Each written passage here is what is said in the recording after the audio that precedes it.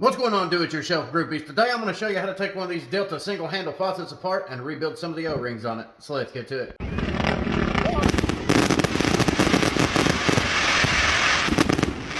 Alright, so today somebody called me up, asked me if I'd come over and look at their sink. They really don't have the money to buy a whole new one, so I told them we could probably rebuild it if it was a certain make and model, and in this case we can. This is a commonly used Delta single handle faucet. Number one, the aerator on this thing is basically bad because it was not putting out the flow of water like you would see in a brand new one. These things do get clogged up from time to time, so all you gotta do is get yourself a pair of pliers, take it, grab it, loosen it up, pull it off here and check it out, see what's going on. Right there you go. You see all that gunk and grime? Filtration system worked on this one. You don't have to drink all them particles. Now, in many cases, you can clean this out, but in this situation, we're going to put on a brand new one. But before we get into that, we're going to go ahead and rebuild this faucet. Go ahead and take our Allen wrench. We're going to put it inside the set screw right here and go ahead and break this loose. You got to pull up on it until it pulls off here. I had to hold onto the sink, wiggle it back and forth a little bit. If these things have been on here for a while, they're going to have corrosion on the inside. But once you get it off of there, really see what you're going to be looking at. Look how nasty that is. Filthy, filthy, filthy. It definitely got some issues. Turn this all the way to the right. Now we're going to grab our V-jaw pliers out here, quickly adjust them to the right size, and we're going to grip it right here where all these threads are. Lefty loosey, righty tighty. And we're going to go ahead and break this loose. Just pull it off here. Clean this up. Pull this off of here. There we go. What this looks like. You got your seats and springs inside here. Now with this faucet head turned all the way to the right, you just grab the spout and pull up on it to pull it off here. Right there you go. And the reason we want this off here is because it does got O-rings down inside there. Those are going to have to be rebuilt and replaced as well. Some of that calcium buildup off here.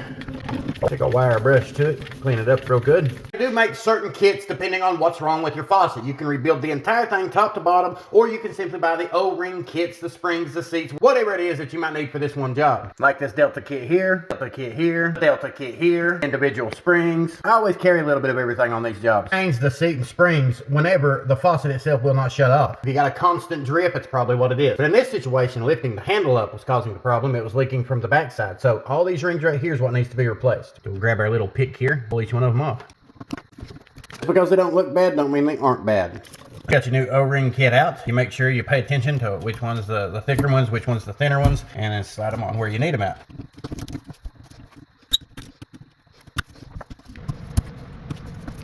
Got everything pretty well cleaned up. I'm ready to slide this back over.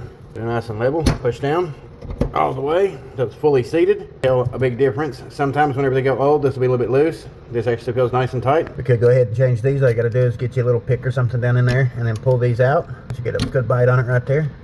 It's that simple. Take your spring, put the seat on top of it, stick it down inside the hole here. Make sure just to set it in place. This can be challenging depending on if you've ever done this before. The new spring will set up higher than what the old springs did usually because it's got better tension on it down in there. Now whenever you go to set your ball back down in here, these balls could be different. You see that little notch right there? Well, there's a little notch right here on the right side. You can see it right there. That's where this sits in there at. You want to slide it down in there, make sure it's locked into place. That's what gives you that range of motion when you go up and down, left and right. We're gonna stick our seal back over here. Got it all cleaned up. Make sure it goes down inside there nice and tight. Be a little bit of tension there. Got all these cleaned up.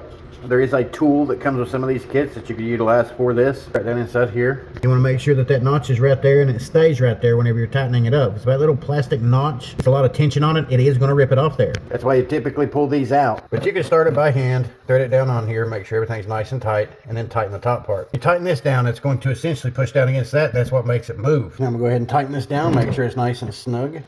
When we're turning it, you want to make sure that that does not move. Like I said, you don't want no tension on that. Because if it rips off there on the inside, then you're going to start all over again. So this is nice and tight. Now we're ready to tighten this down. You can use the tool provided to tighten those down. You can do a lot of it by hand. The big thing is tightening it up at the very last minute. And you get down as far as you can go right here. Now, the tool that they usually provide doesn't work that well sometimes. I usually carry something like a scraper or something like this door jack hinge right here. Put it down on those two notches and I turn. This allows me to have better grips while I like using it. I carry it with me whenever I do jobs like this. That way I can tighten it down nice and snug. The set screw on your handle is going to go right there on the flat side of the stem. So you take it, slide it down over top of it, push down. Right here, facing straight on is where we're going to tighten it up at. Just take whatever you're using to tighten it up and tighten it. Got your water back on. We will test it and purge the neck all at the same time. Make sure everything's dry back here. Turn it on. Make sure there's no leak. That's fixed. Get our brand new aerator and seal. Thread it in here. Now we'll get our speed grips on it and tighten it up a little bit. It is fixed, no leaks, ready to rock and roll. Now we're going to clean it up and go collect our payday. Now if you found this video helpful, why don't you comment down below and let us know. If you want to see more content like this, tell us about it. But I got plenty of content for you to choose from. You can check that out in the description box below. But until next time, I encourage you to check out all these social media platforms. Pop the clutch on that subscribe button to get to doing that blue collar hustle.